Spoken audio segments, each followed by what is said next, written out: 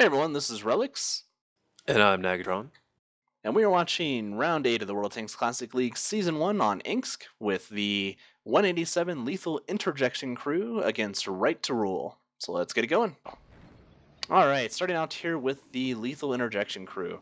We have two E100s, three IS4s, an IS7, and three T110s. So again, we're seeing a all Tier 10 heavy setup here. Should be pretty interesting. Looks like they're all going to the east side.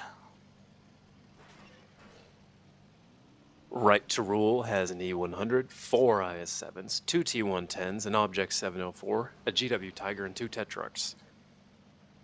Not quite sure the reasoning behind the GW Tiger. I would assume there that they were missing a Tier 8, unless they just really wanted to get two Tetrarchs. Yeah, they could be looking for more passive scouting. It looks like they are running to the east, so maybe those two Tetrarchs are going to go into the city and just spot out any tanks. It is possible. There are some advantages to a Tetrarch over, your standard Tier 1 or something like that.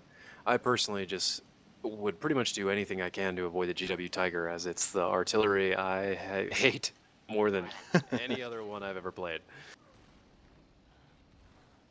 I hear you complain often enough about it. Not too long until I'm done with it, I swear. Now, this is pretty standard field rush, I would say. A lot of teams, especially in Clan Wars, like to run a whole lot of IS7s and stuff just up on the inside of the field.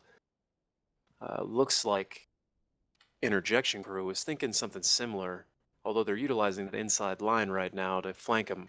That could be a serious problem here for RTR. Yeah, they got some great positioning there. They might be able to take out that Tiger, but yep, they got the flank on the 704, which is going to be a huge problem here.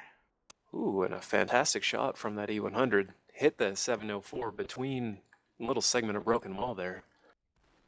I imagine he'll be out right now. Yeah, it looks like these four IS7s that are perched right here are not paying attention to the tanks that are over in the open there. They're still trying to keep these ones at bay. They could probably be getting some pot shots over there and try to take them out a little bit faster. Well, their dilemma here is they're trying to face all directions to make sure that nobody can really get some free shots off on them. But like you're saying, it might be prudent just to take your licks and aim all of those cannons north to make sure that IS-4 and E100 go down quick, because with that many guns, I can't imagine they'd last very long.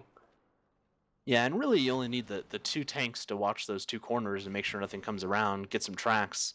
The little avenues there are thin enough that they can't really stream anything through while you're not paying attention. And those two tanks were wreaking havoc up there. Yeah, well, they had several shots of support here from behind those buildings through that broken wall segment as well. Which is one thing I found really interesting playing Ensk. Anytime you're going through that field area, managing those walls was huge. If you broke them, it was potential cover gone. If you were on the inside of it, people couldn't shoot you without destroying it, which saved you, from getting shot inside. Really kind of interesting. Not something you see on a whole lot of maps, because you can shoot through the fences and stuff like that on most maps. Yeah, it's a very interesting addition to the terrain. Anytime there's lots of destructible stuff that if you fire you have to hit, I think that adds a lot to each map.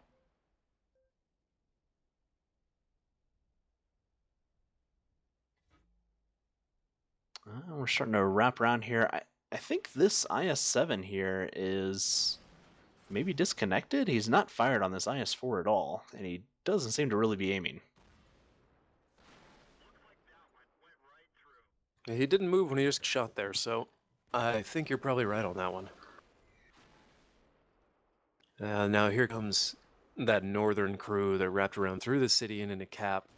They're doing a very smart thing here. Even though they are guaranteed a victory at this point, they're still keeping a tank on Cap, which is professional tournament play. You never, ever pass up an opportunity like this, unless, of course, you're risking the life of your remaining tanks to try and cap them out with one. in which case you obviously want to move every gun you have to help remedy that situation.